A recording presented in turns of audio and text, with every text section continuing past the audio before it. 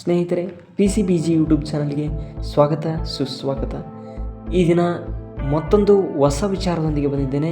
ಅದೇನೆಂದರೆ ದ ರಾ ಬೇಂದ್ರೆಯವರ ಜೀವನ ಚರಿತ್ರೆ. ದ ರಾ ಬೇಂದ್ರೆಯವರು ಕನ್ನಡದ ಪ್ರಸಿದ್ಧ ಕವಿ ಹಾಗೂ ಕಾದಂಬರಿಕಾರರು. ಬೇಂದ್ರೆಯವರು ಕರ್ನಾಟಕದಲ್ಲಿ ವರಕವಿ ಎಂದು ಪ್ರಸಿದ್ಧರಾಗಿದ್ದಾರೆ ಮತ್ತು ಇವರನ್ನು ಧಾರವಾಡದ ಅಜ್ಜ ಎಂದು ಕರೆಯುತ್ತಾರೆ. ದ ರಾ ಬೇಂದ್ರೆಯವರ ಜನನದ ವಿಚಾರಕ್ಕೆ ಬಂದಾಗ ಅವರ ಜನನ ದಿನಾಂಕ 31 ಜನವರಿ 1896ರಲ್ಲಿ ಧಾರವಾಡದಲ್ಲಿ. ತಂದೆ ರಾಮಚಂದ್ರ ಭಟ್ಟ, ತಾಯಿ ಅಂಬಿಕೆ ಅಥವಾ ಅಂಬವ್ವ, ಕಾವ್ಯನಾಮ ಅಂಬಿಕಾತನಯ ದತ್ತ, ಪೂರ್ಣ ಹೆಸರು ದತ್ತಾತ್ರೇಯ ರಾಮಚಂದ್ರ ಬೇಂದ್ರೆ, ಮೂಲ ಹೆಸರು ಟೋಸರ. ಇವರದ್ದು ವೈದಿಕ ವೃತ್ತಿಯ ಕುಟುಂಬ. ನಿಧನ 1981 ಅಕ್ಟೋಬರ್ 26 ಮುಂಬೈನಲ್ಲಿ. ಉದ್ಯೋಗ ವರಕವಿ ಮತ್ತು ಶಿಕ್ಷಕರು. ಬಾಳ ಸಂಗಾತಿ ಲಕ್ಷ್ಮೀಬಾಯಿಯವರನ್ನ 1919ರಲ್ಲಿ ಹುಬ್ಬಳ್ಳಿಯಲ್ಲಿ ವಿವಾಹವಾದರು.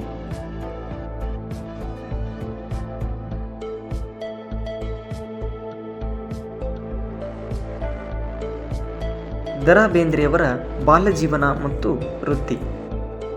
ಗದಗ ಪಟ್ಟಣದ ಸಮೀಪದ ಶಿರಹಟ್ಟಿಯಲ್ಲಿ ಬಂದು ನೆಲೆಸಿದರು. ದ ರಾ ಬೇಂದ್ರೆಯವರು 11 ವರ್ಷದವರಿದ್ದಾಗ ಅವರ ತಂದೆ ತೀರಿಕೊಂಡರು.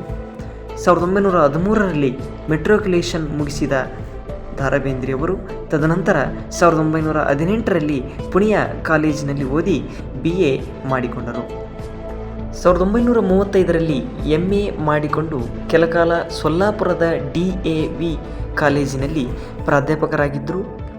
ಪ್ರಥಮ ಕಾವ್ಯ ಸಂಕಲನ ಕೃಷ್ಣಕುಮಾರಿಯು ಈ ಸಂದರ್ಭದಲ್ಲಿಯೇ ಪ್ರಕಟಗೊಂಡಿತ್ತು. ಕವಿ ದಾರ್ಶನಿಕ ಬೇಂದ್ರೆ ಈ ಯುಗದ ಒಬ್ಬ ಮಹಾಕವಿ. 1981ರಲ್ಲಿ ಅಕ್ಟೋಬರ್ನಲ್ಲಿ ತೀರಿಕೊಂಡ ಇವರು ಕವಿಗಳಿಗೆ, ಸಾಹಿತಿಗಳಿಗೆ ಸ್ಫೂರ್ತಿಯ ಸೆಲೆ. ಅವರಲ್ಲಿರುವಂತಹ ಪ್ರತಿಯೊಂದು ಸಾಹಿತ್ಯದ ನುಡಿಗಳು ಮಾನವನ ನಾಡಿಮಿಡಿದಂತೆ ಹರಿದಾಡಿ ಇಡೀ ಕನ್ನಡ ಸಾಹಿತ್ಯದ ರಂಗವನ್ನೇ ಶ್ರೀಮಂತಗೊಳಿಸಿವೆ ಎಂದರೆ ತಪ್ಪಾಗಲಾರದು. ಇವರು ಧಾರವಾಡದ ಅಜ್ಜ ಎಂದು ಪ್ರಸಿದ್ಧರಾದವರು.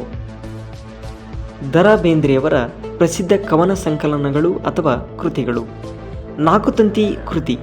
ಈ ಕೃತಿಗೆ 1974ರಲ್ಲಿ ಜ್ಞಾನಪೀಠ ಪ್ರಶಸ್ತಿ ದೊರಕಿದೆ.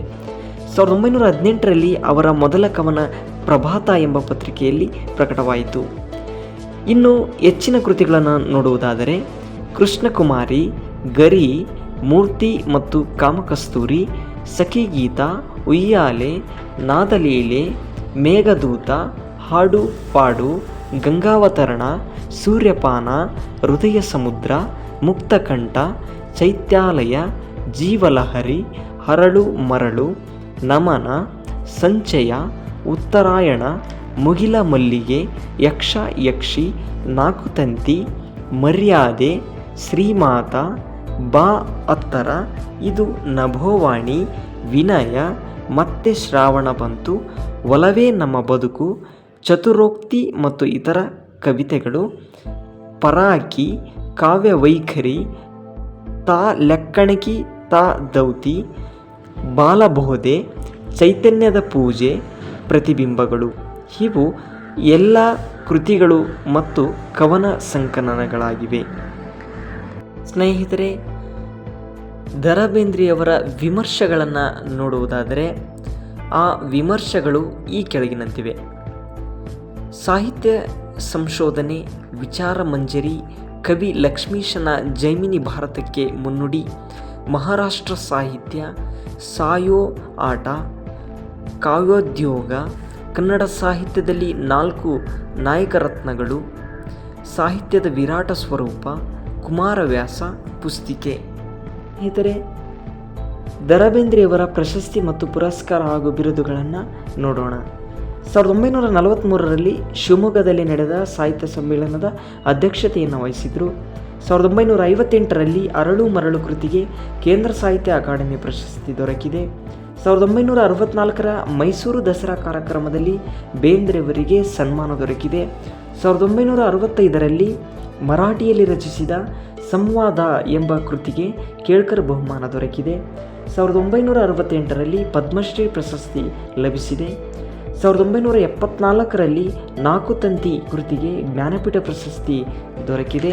ಅಷ್ಟೇ ಅಲ್ಲದೆ ಇವರು ಕಾಶಿ ವಿದ್ಯಾಪೀಠ, ವಾರಣಾಸಿ, ಮೈಸೂರು ಹಾಗೂ ಕರ್ನಾಟಕ ವಿಶ್ವವಿದ್ಯಾನಿಲಯಗಳ ಗೌರವ ಡಾಕ್ಟರೇಟ್ ಪಡೆದರು.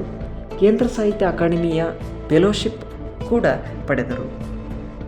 ಸ್ನೇಹಿತರೆ, ಹೀಗೆ ದ.ರಾ ಬೇಂದ್ರೆಯವರು ಆಧುನಿಕ ಕನ್ನಡ ಕಾವ್ಯಕ್ಕೆ ಹೊಸ ಆಯಾಮವನ್ನು ನೀಡಿದ ಮಹತ್ವದ ಕವಿ. ಉತ್ತರ ಕರ್ನಾಟಕದ ಆಡುಭಾಷೆ, ನುಡಿಗಟ್ಟುಗಳು, ಗಾದೆ ಮಾತುಗಳು ಮತ್ತು ಲಯವನ್ನು ತಮ್ಮ ಕವಿತೆಗಳಲ್ಲಿ ಪರಿಣಾಮಕಾರಿಯಾಗಿ ಬಳಸಿಕೊಂಡವರು. ದ.ರಾ ಬೇಂದ್ರೆಯವರು 2500ಕ್ಕೂ ಹೆಚ್ಚು ಕವಿತೆಗಳನ್ನು ರಚಿಸಿದ್ದಾರೆ.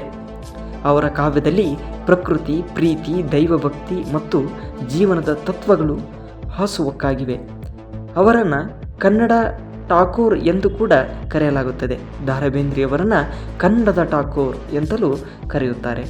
ಸ್ನೇಹಿತರೆ, ಇಷ್ಟು ದ.ರಾ ಬೇಂದ್ರೆಯವರ ಕಿರುಪರಿಚಯವಾಗಿದೆ. ಸ್ನೇಹಿತರೆ, ಈ ರೀತಿ ದ.ರಾ ಬೇಂದ್ರೆಯವರು ಕನ್ನಡ ಸಾಹಿತ್ಯಕ್ಕೆ ಕೊಟ್ಟ ಕೊಡುಗೆಯಾಗಿದೆ.